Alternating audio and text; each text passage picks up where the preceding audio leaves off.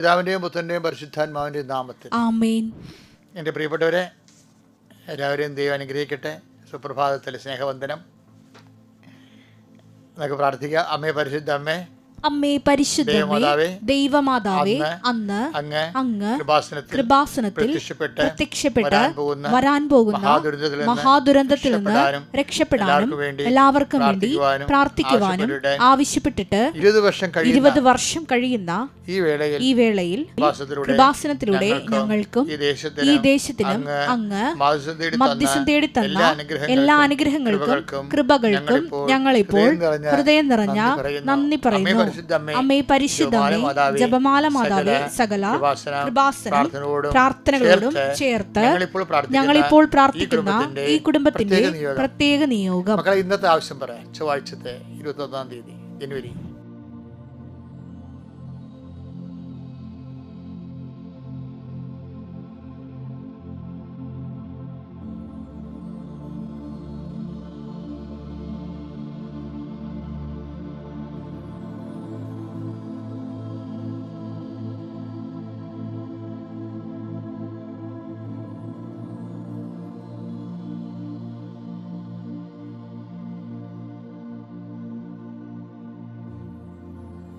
അമ്മയുടെ പ്രത്യക്ഷീകരണത്തിന്റെ ഈ ദ്വാദശക വേളയിൽ ഞങ്ങൾക്ക് സാധിച്ചു തരുവാൻ കനിയണമേ.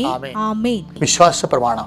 സർവശക്തനായ പിതാവും ആകാശത്തിന്റെയും ഭൂമിയുടെയും സൃഷ്ടാവുമായ ദൈവത്തിൽ ഞാൻ വിശ്വസിക്കുന്നു. അവിടുത്തെ ഏകപുത്രനും ഞങ്ങളുടെ കർത്താവുമായ ഈശോ മിശിഹായിലും ഞാൻ വിശ്വസിക്കുന്നു. ഈ പുത്രൻ പരിശുദ്ധാത്മാവിനാൽ ഗർഭസ്ഥനായി കന്യകാമറിയത്തിൽ നിന്ന് പിറന്ന് പൊന്തിയോസ് പീലാത്തോസിന്റെ കാലത്ത് പീഡകൾ സഹിച്ച് കുരിശിൽ തറയ്ക്കപ്പെട്ട് മരിച്ച് അടക്കപ്പെട്ട് പാതാളങ്ങളിൽ ഇറങ്ങി മരിച്ചവരുടെ ഇടയിൽ നിന്ന് 3-ാം നാൾ ഉയർത്ത് സ്വർഗത്തിലേക്ക് എഴുന്നള്ളി സർവശക്തിയുള്ള പിതാവായ ദൈവത്തിന്റെ വലതുഭാഗത്തിരിക്കുന്നു. അവിടെ നിന്ന് ജീവിക്കുന്നവരെയും മരിച്ചവരെയും വിധിക്കുവാൻ വരുമെന്നും ഞാൻ വിശ്വസിക്കുന്നു. പരിശുദ്ധാത്മാവിലും ഞാൻ വിശ്വസിക്കുന്നു. വിശുദ്ധ കത്തോലിക്കാ സഭയിലും പുണ്യവാന്മാരുടെ ഐക്യത്തിലും പാപങ്ങളുടെ മോചനത്തിലും ശരീരത്തിന്റെ ഉയർപ്പിലും നിത്യമായ ജീവിതത്തിലും ഞാൻ വിശ്വസിക്കുന്നു. ആമേൻ. സുഖസ്ഥനായ ഞങ്ങളുടെ പിതാവേ, അങ്ങയുടെ നാമം പൂജിതമാകണമേ. അങ്ങയുടെ രാജ്യം വരണമേ.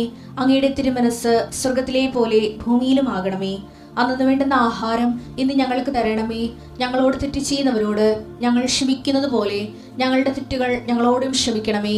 ഞങ്ങളെ പ്രലോഭനത്തിൽ ഉൾപ്പെടുത്തരുതേ, തിന്മയിൽ ഞങ്ങൾ രക്ഷിക്കണമേ. ആമേൻ. നന്മ നിറഞ്ഞ മറിയമേ, സ്വസ്തി. കർത്താവ് അങ്ങയുടെ കൂടെ സ്ത്രീകളിൽ അങ്ങ് അനുഗ്രഹിക്കപ്പെട്ടവളാകുന്നു. അങ്ങയുടെ ഉദരത്തിൻ ഫലമായി ഈശോ അനുഗ്രഹിക്കപ്പെട്ടവനാകുന്നു. പരിശുദ്ധ മറിയമേ, തമ്പുരാന്റെ അമ്മേ, പാപികളായ ഞങ്ങൾക്ക് വേണ്ടി ഇപ്പോഴും ഞങ്ങളുടെ മരണസമയത്തും തമ്പുരാനോട് അപേക്ഷിക്കണമേ. ആമേൻ. കർത്താവേ, അനുദിന അനുഗ്രഹ പ്രാർത്ഥനയിലേക്ക് ഞങ്ങൾ പ്രവേശിക്കുക. കർത്താവേ, ഇന്നത്തെ ഇന്ധനം ആണ് ഈ പ്രാർത്ഥന.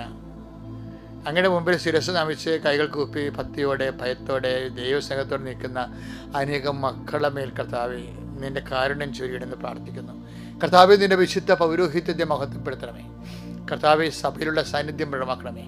അമ്മയെ പരിശുദ്ധമ്മേ, ദേവമാതാവേ, കൃപാസനത്താരെ ജീവനോടെ പ്രത്യക്ഷപ്പെട്ട പരിശുദ്ധ അമ്മയുടെ മാധ്യസ്ഥത്തിലെ എല്ലാ വിശുദ്ധന്മാരെയും സാക്ഷി നിർത്തിക്കൊണ്ട് യേശുക്രിസ്തു നാമത്തിൽ പ്രാർത്ഥിക്കുന്നു.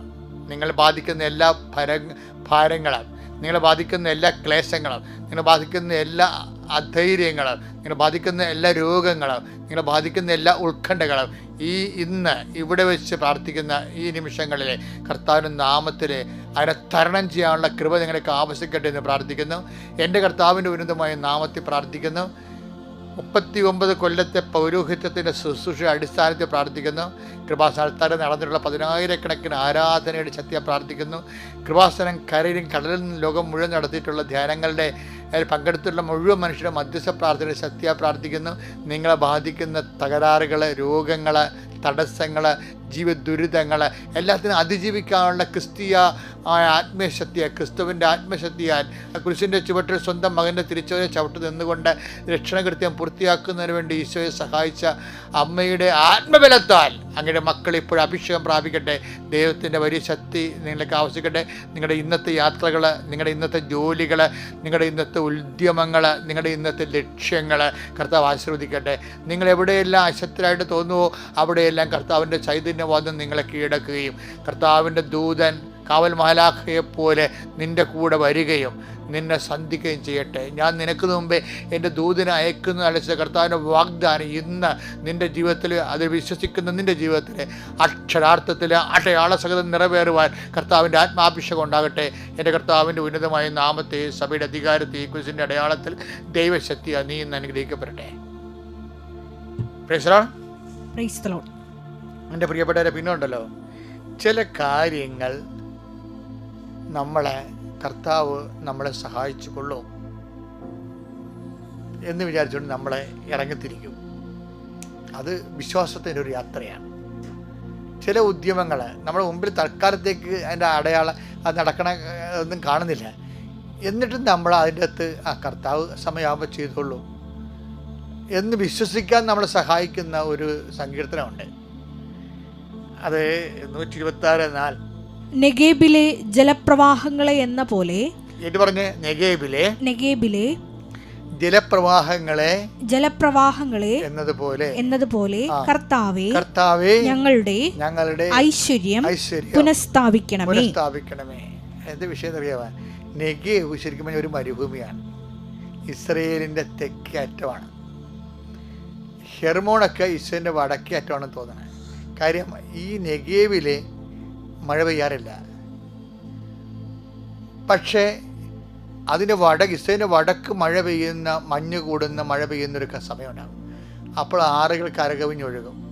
അപ്പോഴേ ഇതിലേ കൂടി ഈ വരണ്ട ഭൂമിയിലൂടെ വെള്ളം ഒഴുകി വരും. അവ ഒഴുകി വരുമെന്നുള്ള പ്രതീക്ഷയിൽ ആ നെഗേബിലെ കർഷകർ അവിടെ ഗോതമ്പ് വിതക്കണത്. അവർ ചുടുമണ്ണിൽ മരുഭൂമിയിൽ വിതച്ചിട്ട് പോകും. പക്ഷേ പിന്നീട് ഒരു സമയം, അപ്പോൾ ദൈവം നമ്മളെ ചതിക്കത്തില്ല. കർത്താവ് യഥാകാലത്ത് ഈ വെള്ളം കരകവിഞ്ഞൊഴുക്കി ഇതിലേ കൂടി കൊണ്ടുവരും. എന്നിട്ട് പണ്ട് ഒഴുകിയതുപോലെ വീണ്ടും ഇതിലേ കൂടി വെള്ളം ഒഴുകി വരും. അതാണ് ഞങ്ങളുടെ നെഗേബിലെ നീർച്ചാലുകളെപ്പോലെ ഞങ്ങളുടെ ഐശ്വര്യം അങ്ങ് പുനഃസ്ഥാപിക്കണം പറയണത്. പണ്ട് ഐശ്വര്യം ഉണ്ടായിരുന്നു. അതുപോലെ പണ്ട് ഇതൊക്കെ വെള്ളം ഒഴുകിക്കൊണ്ടിരുന്ന സജ്ജലമായ ഒരു സ്ഥലമായിരുന്നു ഇത്. ഇപ്പോൾ ഇന്ന് ഉഷര ഭൂമിയാണിത്. പക്ഷേ ഇതിലൂടെ ഞങ്ങളിവിടെ നിൻ്റെ നാമത്തിൽ നിന്നെ മുന്നിൽ കണ്ടുകൊണ്ടാണ് ഞങ്ങളിത് വിതക്കണത്. അത് ഭയങ്കരമായ ഒരു വിശ്വാസാനുഭവമാണ്. നമ്മളിങ്ങനെ ഒരു സ്ഥലത്ത് പോകല്ലേ, നമുക്ക് അറിയത്തില്ല കിട്ടുവാ ഇല്ലേ, നടക്കുവാ ഇല്ലേ, നമുക്ക് അറിയത്തില്ല. നമ്മൾ എന്നിട്ട് ജപമാല എടുത്തുകൊണ്ട് നമ്മൾ പോകും. എന്താ കാര്യം? നമ്മൾ വിശ്വസിക്കണത് അവരിലല്ല, ദൈവത്തിലാണ്. ദൈവം അതല്ലെങ്കിൽ വേറൊരു വഴിയിലൂടെ. കാര്യം എന്താ? നമ്മൾ വിശ്വാസം നമ്മളതിൻ്റെ അകത്ത് നിക്ഷേപിച്ചില്ലേ. ഞാൻ പോണ കാര്യത്തിന് ദൈവത്തിന് വേണമെങ്കിൽ എന്തും ചെയ്യാമല്ലോ. അതുകൊണ്ട് ഇങ്ങനെയുള്ള ചില വിശ്വാസ പാഠപരിശീലനങ്ങളിലൂടെ നമ്മൾ കടന്നു പോകണം. ചില കാര്യങ്ങൾ ദൈവത്തിന് ഏൽപ്പിച്ചിട്ട് അങ്ങോട്ട് റിസ്ക് എടുത്ത് അങ്ങോട്ട് പോകണം. പോയി കഴിയുമ്പോൾ ചിലപ്പോൾ അത് നടത്തിയില്ലെങ്കിലും കർത്താവ് വേറെ എന്തെങ്കിലും ചെയ്യും. അത് ഒരു കാര്യം വ്യക്തമാണ്, ഐശ്വര്യം പുനഃസ്ഥാപിക്കും. കർത്താവിന് ഐശ്വര്യം പുനഃസ്ഥാപിക്കണമെങ്കിൽ വെള്ളം തന്നെ വേണമെന്നൊരു നിർബന്ധമില്ല. അതായത് നെഗേബിലെ നീർച്ചാലുകൾ എന്നതുപോലെ കർത്താവെ ഞങ്ങളുടെ പാകതയത്തെ അങ്ങ് പുനഃസ്ഥാപിക്കണമേ. ഈ സങ്കീർത്തനം നിങ്ങൾ ഒരു കാര്യത്തിന് വേണ്ടി പോകുമ്പോൾ അത് നടക്കോ ഇല്ലെന്ന് നിങ്ങൾക്ക് സ്വാഭാവികമായിട്ട് നിങ്ങൾക്ക് ഒരു ഉറപ്പില്ലാത്തപ്പോൾ നിങ്ങൾ ആ ഉറപ്പ് ദൈവത്തിൽ വെച്ചുകൊണ്ട് ഈ സങ്കീർത്തനം പാടിക്കൊണ്ട് പോകണം. എന്താണ്? നെഗേബിലെ നീർച്ചാലുകൾ എന്നതുപോലെ കർത്താവെ ഞങ്ങളുടെ ഐശ്വര്യത്തെ അങ്ങ് പുനഃസ്ഥാപിക്കുന്ന ഓർത്ത് നന്ദി പറയുന്നു. ഇപ്പോൾ നല്ലൊരു ദിവസം നേരുകയാണ്. നിങ്ങൾ ഇതുപോലെ വിശ്വാസമാണ് നമുക്ക് വിതക്കാനുള്ളത്. വേറെ ഒന്നും അവിടെ കാണുന്നില്ല. ക്യാഷ് ആൻഡ് കൈൻഡായിട്ട് ഒന്നും കാണുന്നില്ല.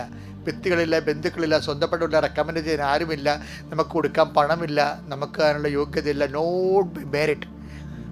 ഉടമ്പടി നിലനിൽക്കുന്നത് എന്താണ്? Not by merit but by grace. ചില സമയത്ത് മെറിറ്റ് ഉണ്ടാകുകയില്ല, പക്ഷെ എന്തുണ്ടാകും? ഗ്രേസ് ഉണ്ടാകും. ആ ഗ്രേസ് ടാപ്പ് ചെയ്യാൻ വേണ്ടിയാണ് നമ്മൾ അവൻ പറയണ പോലെ ചെയ്യണത്. അപ്പം അതുകൊണ്ട് പ്രാർത്ഥനയുടെ പോയതിനേക്കാൾ ഉപരി പ്രാക്ടീസ് ചെയ്യാൻ വേണ്ടി സുവിശേഷം പ്രാക്ടീസ് ചെയ്തുകൊണ്ട് ദൈവത്തിൽ സഞ്ചരിച്ചുകൊണ്ട് ദൈവത്തിന് നിൻ്റെ ജീവിതത്തിൽ ഇടപെടുത്തിക്കൊണ്ട് ഐശ്വര്യത്തോടെ ജീവിക്കാൻ കർത്താവ് നിന്നെ സഹായിക്കട്ടെ. പിതാവിൻ്റെയും പുത്രൻ്റെയും പരിശുദ്ധാത്മാവിൻ്റെയും നാമത്തിൽ ആമേൻ.